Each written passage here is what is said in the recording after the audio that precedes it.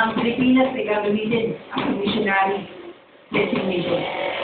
Ano yung mga kapatid? Ano mga kapatid? Time will come mga kapatid.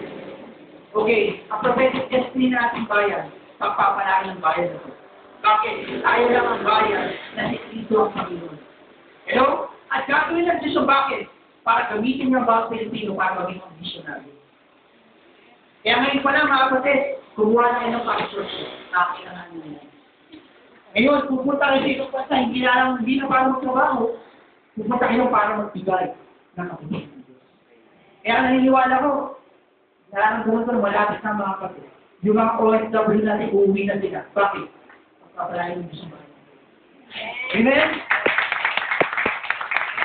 Wala ng mga batang, mawala ng ama, wala ng batang. Alam mo, bakit? Tinatanong ang sunod, bakit ang panamahan mo mga Pilipino? Bakit mahal na gusto mga Pilipino? Dito may mga Pilipino, yung mga OFW, sinasakripisyo nila yung pamilya para lang may kapakasan. Kaya no wonder why mga pati, yung mga Pilipino malapit sila. Kasi ang priority natin yung pamilya. At ganoon ang Diyos natin ang priority niya, yung pamilya. Kaya God will bless this church. Amen? Amen? Hindi ako magtataka natin yung panahon. Kailangan na natin ng pamilya. Bakit? Ang haba ng pila ng pamilya. Naniniwala kayo? Naniniwala mga kapatid? Naniniwala kayo? Yes, mga kapatid. Si God is a good God. Sabi ng Bible sa Proverbs, sabi niya, God will transfer the wealth of the wicked to the righteous.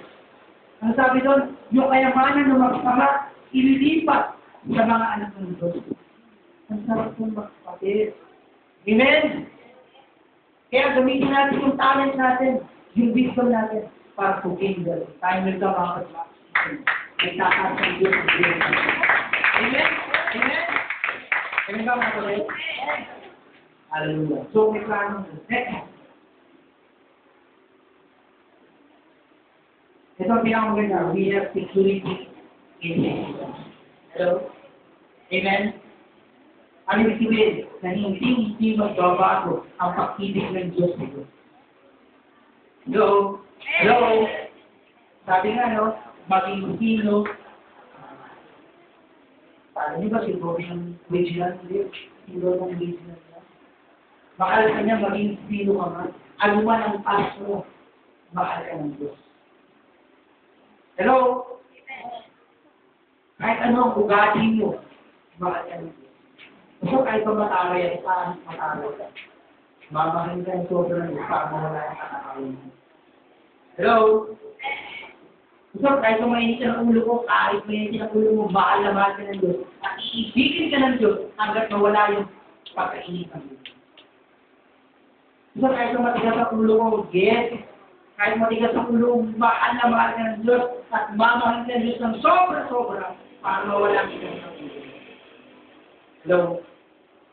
Hello? Yes! So God's love never fails, mga kapatid. Sabi niya sa Romans 8:38-39, for I am convinced that neither death nor life, ay yan mga kapatid, neither angels nor demons, mga kapatid, okay? Neither the present nor the future, nor any power, neither the height nor the depth, or anything else in all creation will be able, ano yan, to separate us from the love of God that is in Christ Jesus our. Pero tayo kasi walang pwedeng umiwalay sa atin. Hello? Hello? Kaya nagtanong ito, paano mo akong umalik? Sige, umalik ka. Pero hindi ka nawawala sa pag-ibig. Amen? At darating tayo, yung pag-ibig ng Diyos sa iyo, ang magtutulak sa iyo para bumalik. Ganyan ka ba? Pero tayo kamahal ng pag-ibig, walang pwede mo ito. Kahit demonyo, kahit anghel, walang pwede mo ito. Mahal na. Ganyan ba nga? Diba ang sarap ng feeling pag isuro ka na nilang mamahal ka rin? Tama ba? Hindi lang feeling eh. Good ka, mamahal sa'yo. Kahit na iwanan ka ng kaibigan mo, Iwanan ka ng minamahal mo. Ang Diyos kailanman. Amen.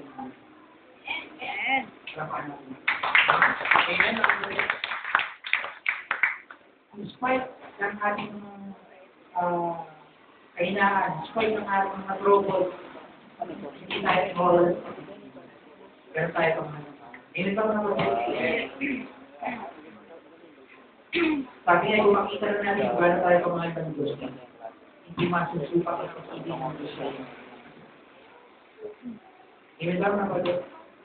Ayun sa lahat kasahid, kaya mong ginagawa lagi, every time, sometimes kahit naliligo ko, kung ginagawa lagi, Jesus loves me, and I know, for the Bible tells me that. Yes, Jesus loves me. Yes, Jesus loves me. Yes, Jesus loves me. For the Bible tells me. Every time na kinakanta ko yung sabi, iba yung joy na nakusulat sa puso ko. Bakit di alam ko, sa insight ng kahinaan ko, amen, may nagmamahal.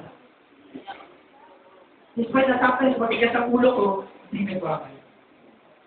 Kasi hindi nagbabago. Actually, sabi pa ng Bible, kailangan sariwa. Bawat. Grabe, no? Kaya tayo kumahan ng Diyos. Sabi nga alam mo, good things will happen if you know and believe that God loves you. Ano yung sabihin? Maraming mangyayari sa buhay mo na kakaiba. Bakit? Sumahan ka ng Diyos. So, for example nga, yung prayer ko, sabi ko, umuwi yung tatay ko para sa bachelor graduate ko para makasama ko. Pero God is good Tinaas niya yun Ano yun? Hindi para sa bachelor ko sa master sa kasama na sa akin. Lalo kasi ang natin ito. Yung tatay mo, yung God natin. Amen? Amen mga kapatid? Kaya yung mga plano natin, bigyan natin sa kamay ng Diyos. Secure yan. Yung mga pangarap natin, yung mga hopes natin. Amen? Bigyan natin sa kamay. Yung mga frustration natin, yung mga discouragement natin, bigyan natin sa kamay. Kaya natin siya bumuhat yan. Amen? Yung mga kabigatan na yan, makita mo. Paano i-ayos ng Diyos. Ano ba kaya natin?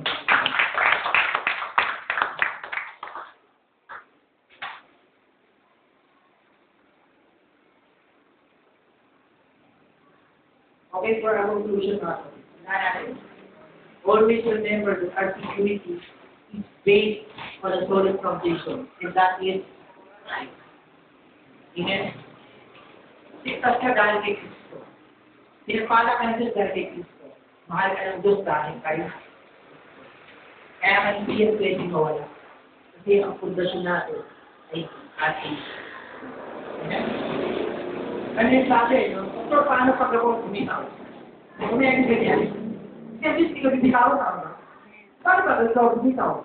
Ang ikaw bumitaw, ganito ang mangyayari. Ang Panginoon, hindi ka pa rin bumitaw. Kaya kung gusto mo bitawan na wala Lord, bumitaw ka na.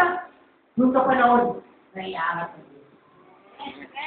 Pero wala sabi ng Diyos, kung kailan ka mahina, doon ka malakas. Bakit? Sa kailangan mo, doon ka ilaangat ng Diyos. Sana dumating sa point kung sabuhin natin sa kailangan ng Lord, hindi ko na kaya. Ikaw na ang bahala. Bigyan na ng tao pa. Iaangat ka na. Pag ikaw na Lord. Yan ba, pag-usapan natin sa Diyos. Pero tayong mundo, lahat, tayo din mandarami. Maraming salamat, Lord Diyos, sa iyong mga salita ko. Salamat, Lord, dahil meron kami security, Panginoon, sa Kristo. Lord, salamat sa iyong pag-ibig, Panginoon, na iyong ipinadama sa amin sa krus ng Kalbaryo. Lord, you are a good God. You are a loving God. Kaya maraming salamat, Panginoon. Dalangin namin, patuloy mong masakit, Panginoon, yung mga hadang sa aming mga puso, Panginoon, sa aming mga isipan, Panginoon, upang paniwalaan namin ito sa Diyos. Gusto namin, Panginoon, Lord God, na patuloy na maranasan ang iyong pag-ibig, ang iyong biyaya, Panginoon, ang iyong pagpapala sa amin, Lord. Maraming salamat, Panginoon, dahil kami ay mahal na mahal mo. Patuloy ka namin, Lord, so naman ang maluwalhati, so naman may sa pangalan ni Jesus. Amen.